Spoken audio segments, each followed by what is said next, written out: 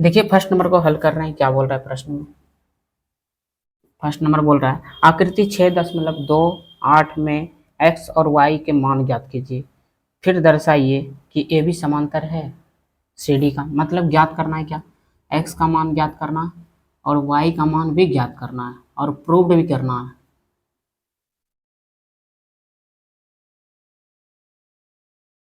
और प्रूव भी करना है क्या, ए बी जो है समांतर है सी डी का, ये भी प्रूव करना है। यानी कि ए बी जो है समांतर है सी डी का, ये भी प्रूव करना है। पहले एक्स वाई का मान निकालते हैं फिर प्रूव्ड करते हैं। प्रूव्ड तो ऐसे हो जाएगा, अगर संगत कोण और एकांतर कोण बराबर हो गया तो प्रूव्ड हो गया कि ये भी समांतर होगा सी डी का। ठीक है, तो सबसे पहले इसमें एक्स और वाई का मान ज्ञात करते हैं। देखिए इस फिगर में आपको कुछ दिखाई दे रहा है, इस फिगर में देखिए, यहाँ गौर कीजिएगा थोड़ा,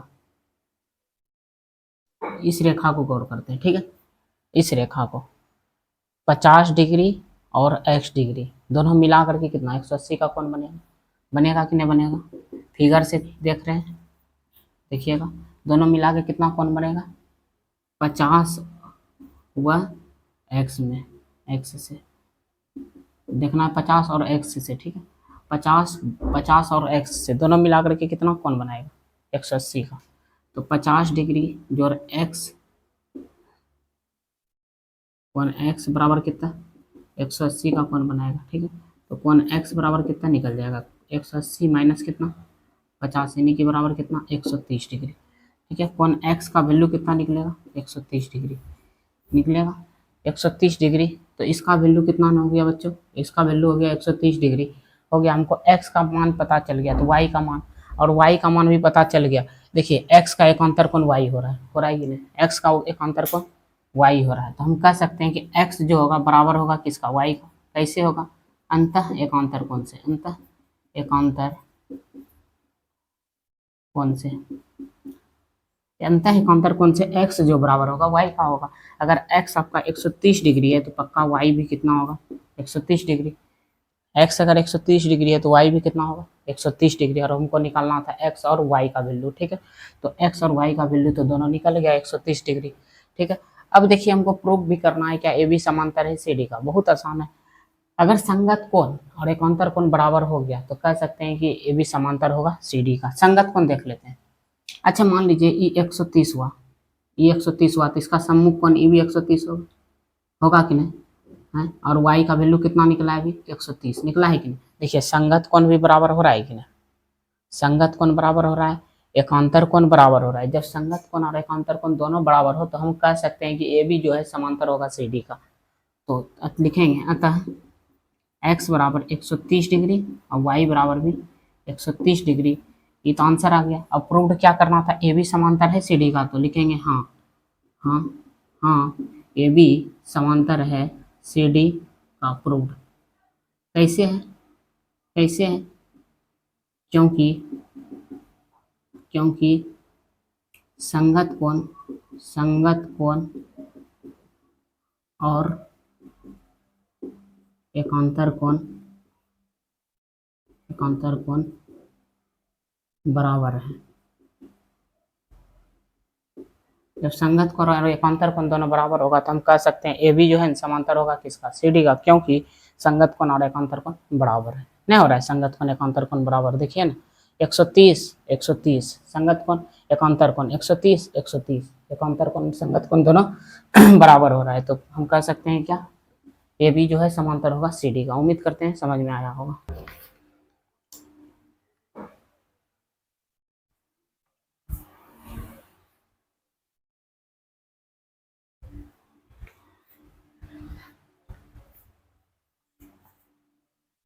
देखिए दूसरा नंबर प्रश्न क्या कर रहा है, दूसरा नंबर प्रश्न कर रहा है आकृति 6.29 में यदि ए बी समांतर है सी डी का, यानी कि ए बी जो है किसका समांतर है सी डी का। ठीक, ये ए बी जो है समांतर किसका है सी डी का है। ठीक है, और क्या है सी डी जो है वो समांतर किसका है ई एफ का है, यानी कि ई सी डी जो है ये समांतर ई एफ का है। ठीक है, देखिएगा y अनुपात जेड, y अनुपात जेड अनुपात 3:7। ठीक है, 3:7, यानी कि y अनुपात y अनुपात z और 3 अनुपात 7, ठीक है। तो y अनुपात का मतलब होता है बटे, तो y बटे z 3/7, यानी कि y का वैल्यू 3 हो गया, z का वैल्यू 7 हो गया। तो हम कह सकते हैं क्या, y बराबर 3 और z बराबर कितना 7, ठीक है। अब मान लीजिए, माना y बराबर 3p तथा z बराबर 7p, ठीक है। p मान लिया, अनुपातिक भाग p मान लिया, ठीक है। समझ में आ रहा है? तो देखना है थोड़ा फिगर में देखना है।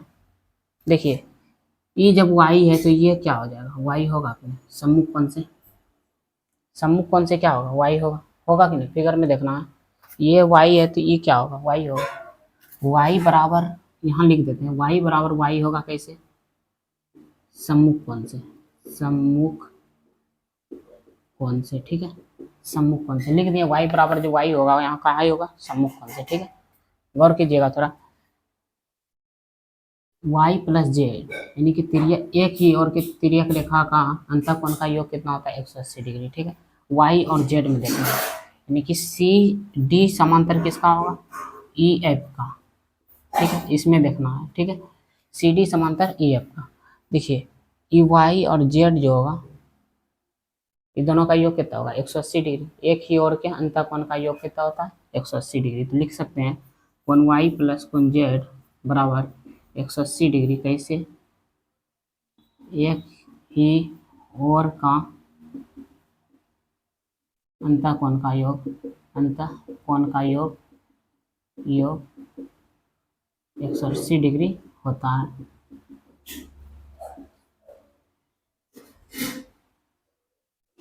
ठीक है, तो देखिएगा यहाँ y प्लस जेड, तो y का वैल्यू कितना है 3p प्लस जेड का वैल्यू कितना है 7p बराबर कितना 180, 3p और 7p कितना हो गया 10p बराबर 180, 0 0 कट जाएगा तो p बराबर कितना 18, p बराबर 18 डिग्री निकला। तो हमको y का मान निकालना है, ध्यान से देखना, यहाँ रख रहे हैं 3 गुना 18 रखेंगे तो कितना होगा 54 डिग्री होगा कि नहीं।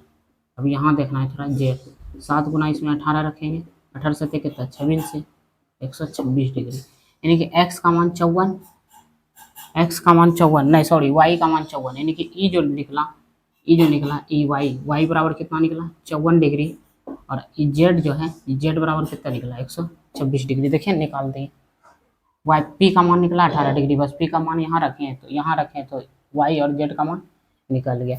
y का मान निकला 54 डिग्री, z का मान निकला 180 डिग्री, लेकिन हमसे पूछ रहा है x का मान, किस चीज़ का मान पूछ रहा है x का मान, मतलब इसका मान पूछ रहा है।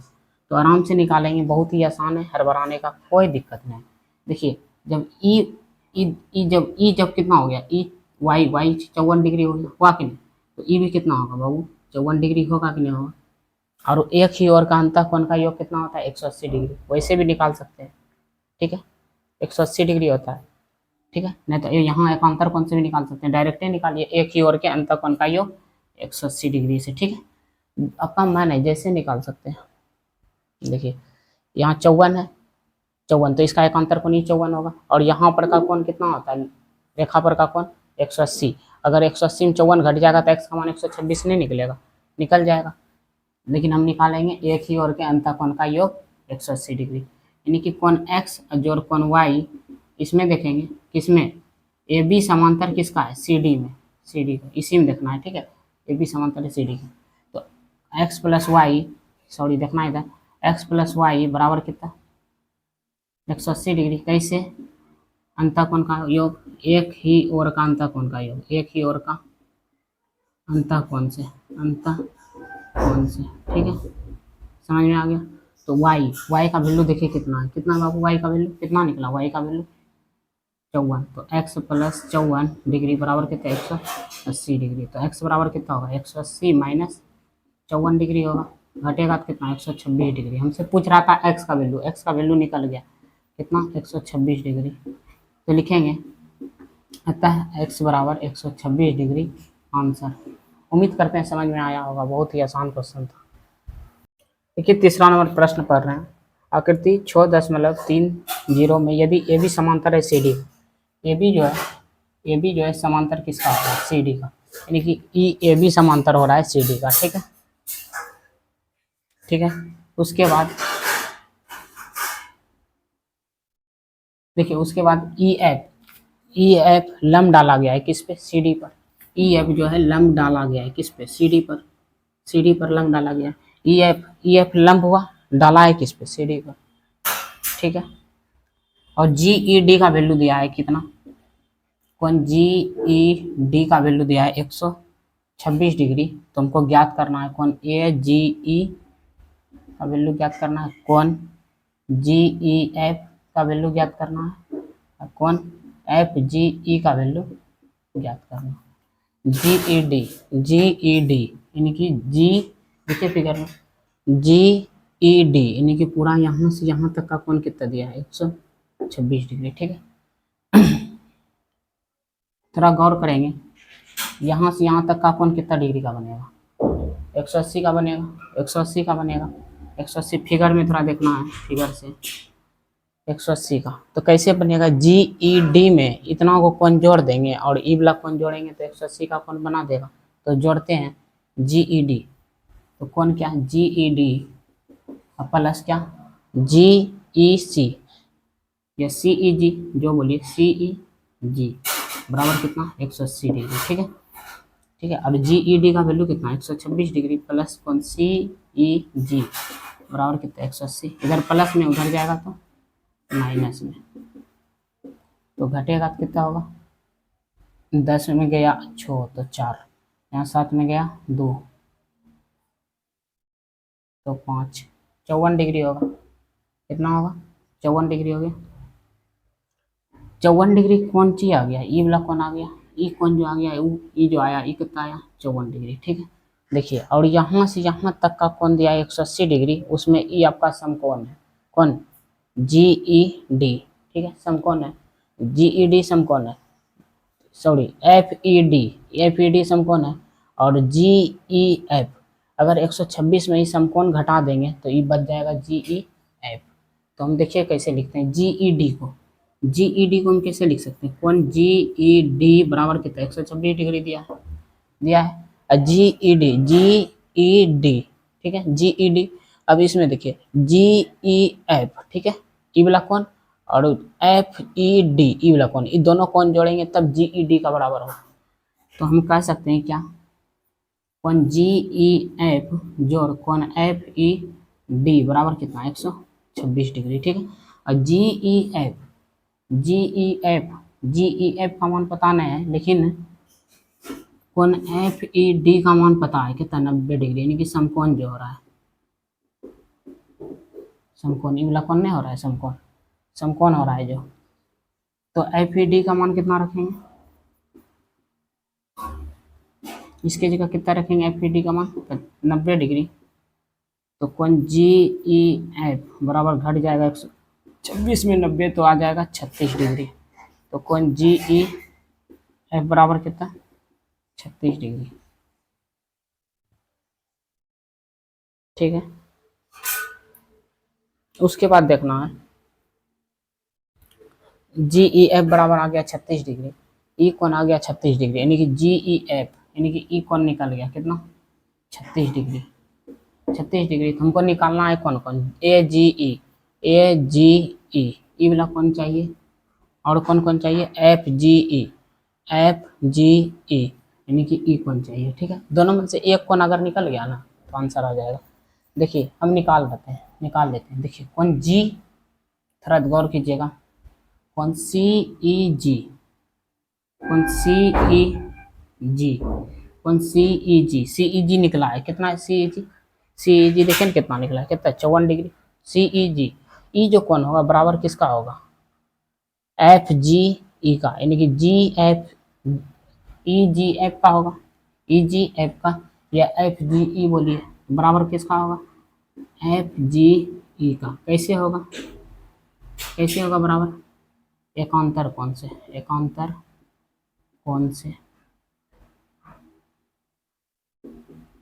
ठीक है, एकांतर कौन से क्या होगा, बराबर होगा।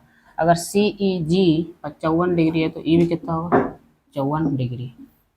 ठीक है, तो ये कितना हो गया, 54 डिग्री। सी जी ई भी 54 डिग्री। 54 डिग्री। ई कौन निकल गया, कौन सी ई एफ जी ई, एफ जी ई कौन कितना निकल गया 54 डिग्री। बच रहा है ई कौन। ई कौन कैसे निकालेंगे, और हमको पता है कि रेखा पर का कोण होता है कितना डिग्री का, 180 डिग्री का। तो ई वाला भी कोण निकाल लेंगे। देखिए अगर हम ई वाला कोण जोड़ेंगे, ई वाला कोण देखते हैं, यहाँ देखना है कोण ए जी ई, और जोड़ कितना ई जी एफ, कोण ई जी एफ बराबर कितना होगा 180 डिग्री होगा कि नहीं। ई कोण और ई कोण दोनों मिला के कितना होगा 180 डिग्री। ठीक है, होगा कि नहीं होगा। मिटा देते हैं इसको, नहीं तो अच्छा नहीं लगता है देखने में। समझा दिए थे, अब समझाने के बाद इसको मिटा देते हैं। ठीक है, देखिएगा ई कोण और ई कोण का योग कितना होगा 180 डिग्री। ए जी ई कोण हो गया एफ जी ई, या जी या ई जी एफ बोलिए या एफ जी ई बोलिए, दोनों मिला के कोण का योग कितना होगा 180 डिग्री। तो वही तो लिखे हैं 180 डिग्री। और ए जी ई का वैल्यू निकालेंगे, और लेकिन हमको पता है एफ ई जी एफ का देखिए कितना निकला है 54 निकला है। तो ए जी ई का निकल जाएगा, इसकी जगह 54 रख देंगे। तो ए जी ई बराबर कितना होगा 180 डिग्री माइनस 54 डिग्री, तो घट जाएगा तो कितना हो जाएगा 126 डिग्री। यही आपका आंसर हुआ। तो हमको निकालना जो जो था लिख लेते हैं, लिखते हैं। अतः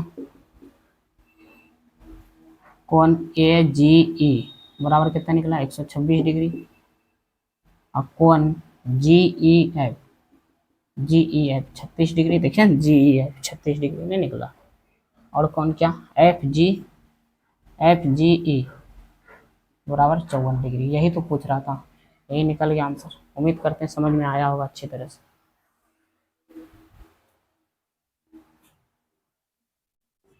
देखिए 4 नंबर प्रश्न को हम सॉल्व करने जा रहे हैं।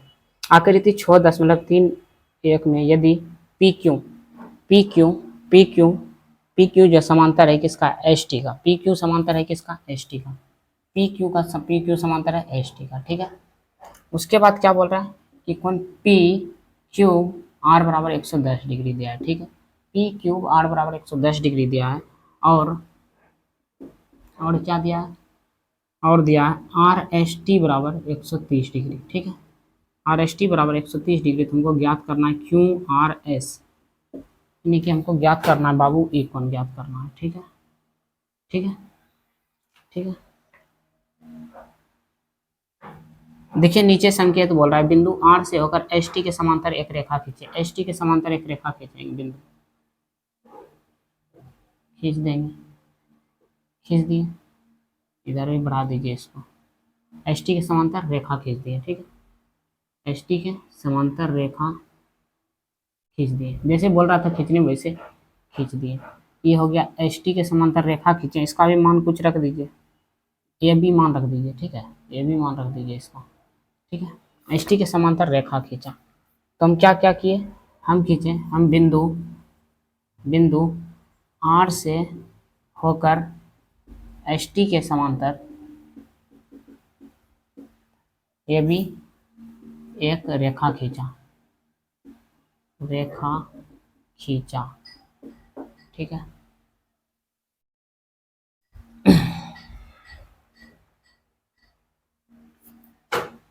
ठीक है, ये वाला कौन देखेंगे थोड़ा गौर से। हमको निकालना है क्यू आर एस। ठीक है, क्यू आर एस, और हमको पता है एक ही ओर का अंतः कोण का योग कितना होता है 180 डिग्री होता है कि नहीं होता है। तो हम कह सकते हैं क्या पता है, ये वाला कौन देखेंगे, ये कोण और ये कोण का योग कितना होगा 180 डिग्री। तो हम कह सकते हैं क्या कि आर एस टी जोड़ एस आर बी बराबर कितना होगा 180 डिग्री। कैसे होगा, एक तिर्यक रेखा के एक ही ओर का तिर्यक रेखा के एक ही ओर का अंतः कोण का योग कितना होता है 180 डिग्री। तो आर एस टी है कितना, आर एस टी आपका है 130, तो एस आर बी निकल जाएगा। तो 180 में घट जाएगा तो 50 डिग्री तो निकल जाएगा, यानी कि ई जो निकलेगा कौन कितना 50 डिग्री निकलेगा। ठीक है, थोड़ा इसको गौर करेंगे। और इधर भी देखना है कि पी क्यू आर, पुनः फिगर से देखना है, फिर यहाँ भी फिगर से देखना है। ठीक है, फिगर से देखना है P Q R, P Q R और जोड़ क्या, ये वाला कौन बना रहा है, ए आर क्यू या क्यू आर ए। ठीक है, कौन क्यूब आर ए बराबर 180 डिग्री। कैसे होगा, वही तिर्यक रेखा के तिर्यक रेखा के एक ही ओर का कि अंतःकोण का योग, अंतःकोण का योग। ठीक है, अंतःकोण का योग। तो पी क्यू आर है कितना बाबू, पी क्यू आर आपका है 110 डिग्री, तो कोण क्यू आर ए निकल जाएगा। तो क्यू आर ए बराबर कितना होगा, 180 डिग्री माइनस 110 डिग्री तो बराबर 70 डिग्री निकल जाएगा, सॉरी 70 डिग्री निकल जाएगा। ये कोण कितना निकला, ये कोण कितना आया, 70 डिग्री आया कि नहीं। और हमको पता है कि ई रेखा पर का कोण होता है कितना, 180 डिग्री, तब ना ई कोण निकल जाएगा। और यही कोण पूछ रहा है, क्यू आर एस यही कोण पूछ रहा है। हमको पता है कि रेखा पर का कोण होता है कितना, 180 डिग्री होता है। थोड़ा यहाँ कर देते हैं, ठीक है, जगह कम पड़ रहा है, यहाँ कर रहे हैं, देखना है कैसे होगा। एक ई कोण कौन निकला, ये निकला क्यू आर ए, देखो ये क्यू आर ए, यहाँ से कौन क्यू आर ए और जोड़ क्या ई कौन हो गया, और कौन क्या क्यू आर एस, कौन क्यू आर एस और जो वो क्या आर, देखो ये वाला कौन एस आर बी, कौन एस आर बी बराबर कितना 180 डिग्री, अंतःकोण का योग, त्रिभुज का अंतःकोण का योग, सॉरी रैखिक युग्म से नहीं, रैखिक युग्म से, यानी कि रेखा पर के कोण।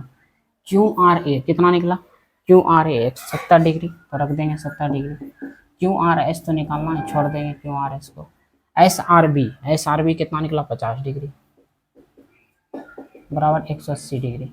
देखेंगे 50 और 70 120 हो गया, यानी कि लिख सकते हैं, यहाँ आते हैं यहाँ के बाद। ठीक है, यहाँ इसका सॉल्व कर रहे हैं तो कितना हो जाएगा, 70 और 50 कितना 120 डिग्री, क्यू आर एस बराबर कितना 180, तो क्यू आर एस बराबर कितना होगा 120 घट जाएगा, तो कौन क्यू आर एस बराबर 180 में घट जाएगा 120, तो आ जाएगा कितना 60 डिग्री। क्यू आर एस कितना आ जाएगा 60 डिग्री, हमको निकालना था क्यू आर एस ही, तो लिखेंगे अतः कौन क्यू आर एस बराबर 60 डिग्री, यही आपका आंसर हुआ, उतार लेना। देखेंगे 5 नंबर प्रश्न, आकृति 6.32 में यदि ए बी समांतर है, ए बी समांतर किसका है, सी डी का। यदि ए बी समांतर सी डी है तो ए पी क्यू बराबर कितना दिया है 50 डिग्री, और क्या दिया है, कौन पी आर डी बराबर दिया है कितना 127 डिग्री। तो ज्ञात करना है कौन एक्स का वैल्यू और कौन वाई का वैल्यू, बहुत आसान है।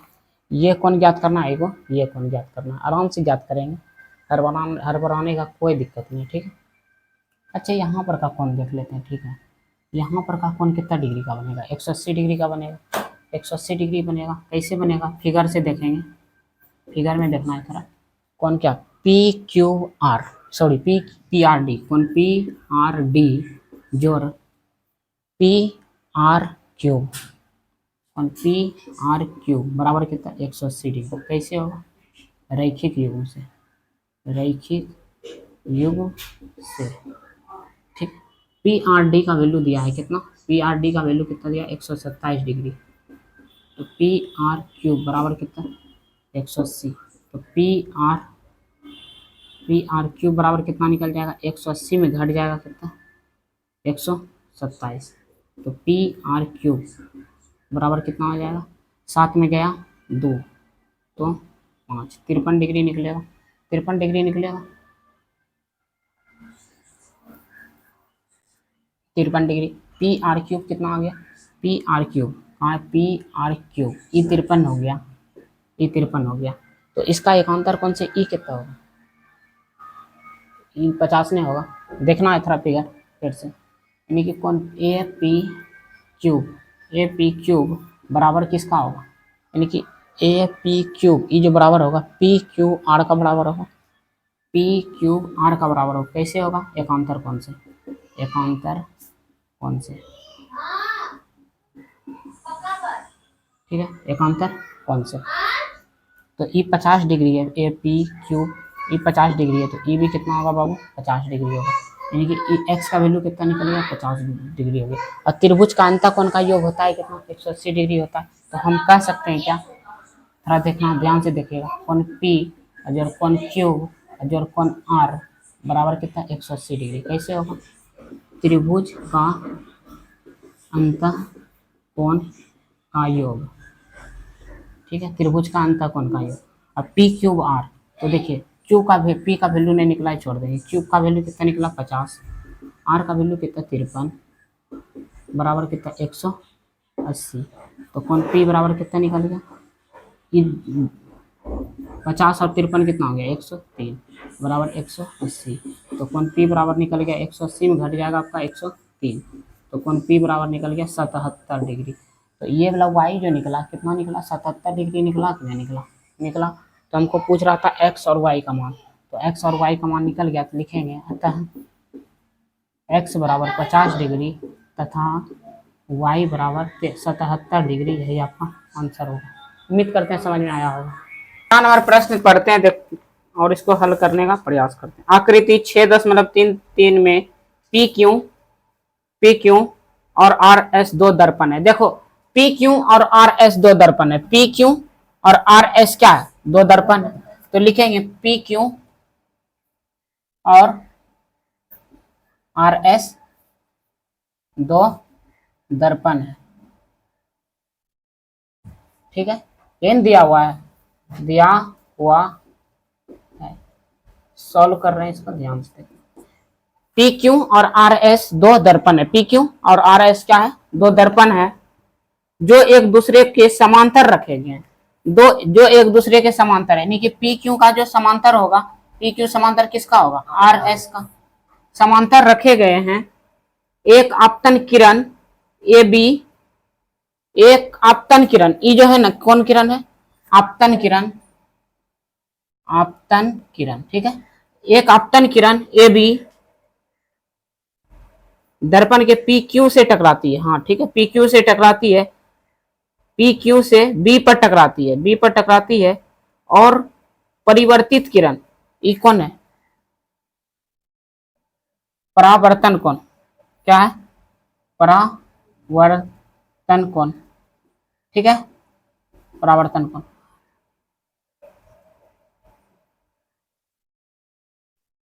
टकराती है, परावर्तित किरण टकराती है, तो पथ बीसी पर, पथ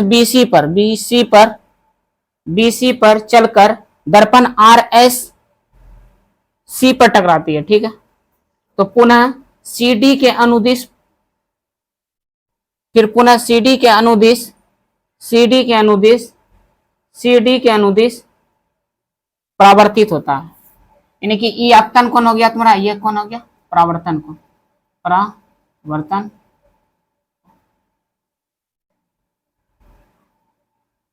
परावर्तित किरण बोलो, कौन बोलो, परावर्तित किरण, परावर्तन कोण, ई कौन कौन हो गया, आपतन कोण, ठीक है, आपतन कोण। यहाँ गौर करना, थोड़ा लिख दिए हैं, जब आपतित किरण जाता है ना, तो टकराता है कहां पे, बी पे, तो परावर्तित किरण आपतन कोण परावर्तन कोण के बीच जो खींचा जाता है उसको क्या बोलता है, अभिलंब। तो एगो अभिलंब खींच देते हैं, और यहां भी क्या खींच देते हैं, ये क्या है, अभिलंब है, क्या है, इसका नाम दे दो एन, इसका नाम दे दो एन, ठीक है। ये जो बी एन और सी एम ये क्या है, अभिलंब, क्या है, ये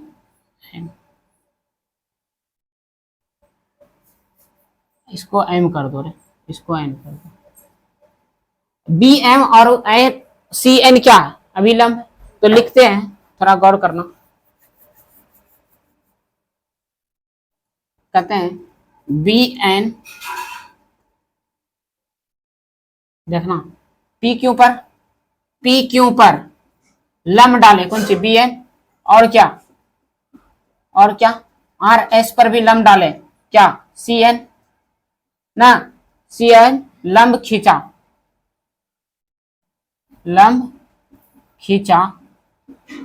ठीक है, यहां तक कोई दिक्कत नहीं। अब थोड़ा गौर करना है यहां पर,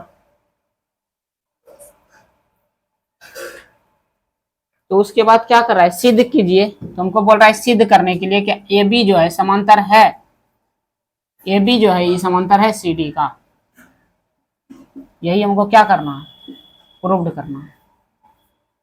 हमको प्रूव्ड क्या करना है, टू प्रूव डेट, यानी कि हमको प्रूव्ड करना है ए बी जो है समांतर है किसका, सी डी का, यही प्रूव्ड करना है।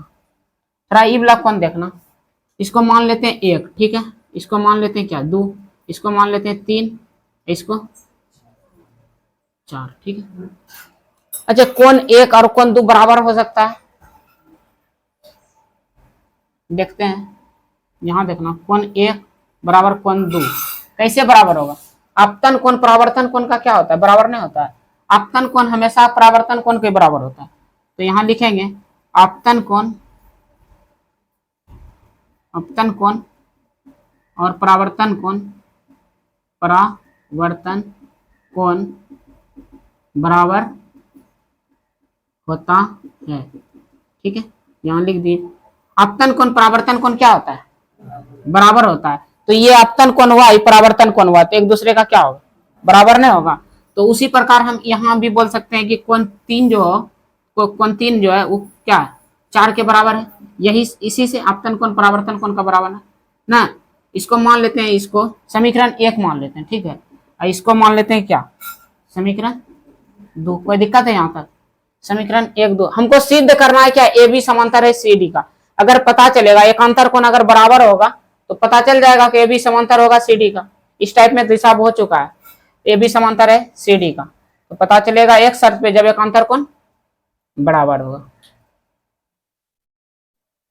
ठीक है, यहां तक कोई दिक्कत नहीं है। उसके बाद क्या करना है, गौर से देखना है। अच्छा,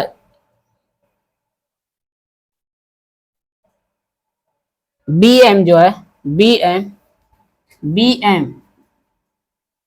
एम और सी एन समांतर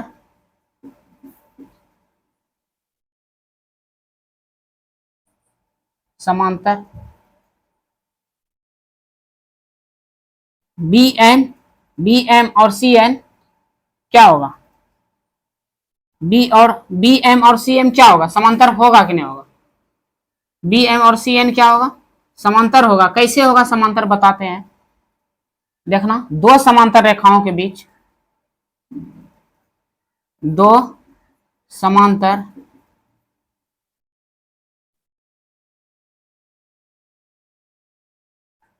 जब दो रेखा, लिखो इसे ई, देखना ई रेखा पी क्यू और क्या आर एस, जब दो रेखा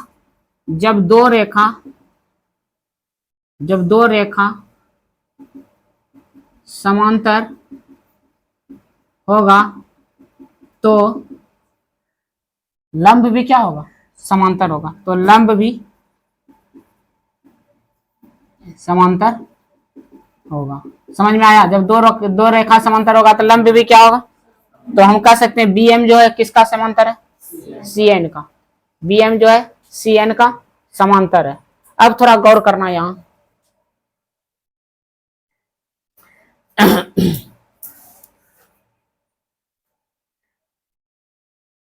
अच्छा, एकांतर कोण देखेंगे, कोण 1 का एकांतर कोण कितना होगा, कोण 3 होगा कि नहीं, कोण 1 का एकांतर कोण कितना होगा, कोण 1 का एकांतर कोण कितना होगा, कोण 3, एकांतर कोण नहीं होगा, एकांतर कोण से, ठीक है, कोण 1 का एकांतर कोण कितना होगा, कोण 3, और उसी प्रकार कोण 2 का एकांतर कोण कितना होगा, 4, एकांतर कोण से, ठीक है, इसको मान लो समीकरण 3, इसको मान लो समीकरण 4। हमको सिद्ध क्या करना है, पता है ना, कि ए बी जो है समांतर है सी डी का, यही रेखा सिद्ध करना है, ठीक है ना।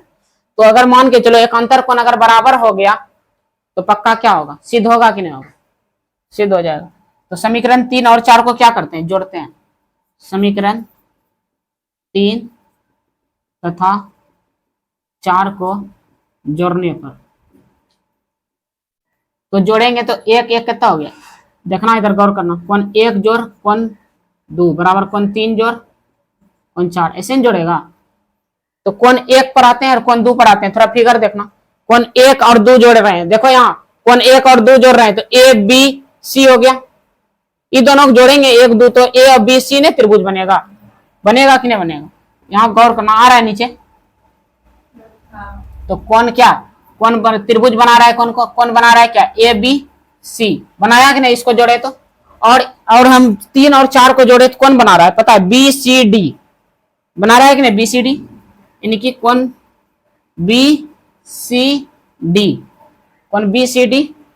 देखो जब ई कोण बराबर है ई कोण का, तो हम क्या कह सकते हैं कि ए बी सी जो बराबर है किसका है, बी सी डी का बराबर है। कौन किसका है, ए बी सी जो बराबर होगा किसका होगा, बी सी डी का बराबर। जब कौन बराबर हो गया ए बी सी और बी सी डी, तो हम कह सकते हैं क्या कि ए बी जो है समांतर होगा किसका, सी डी का, प्रूव्ड यही। नहीं समझ में आएगा, 4-5 बार जब तक नहीं बनाएगा नहीं समझ में आएगा, बहुत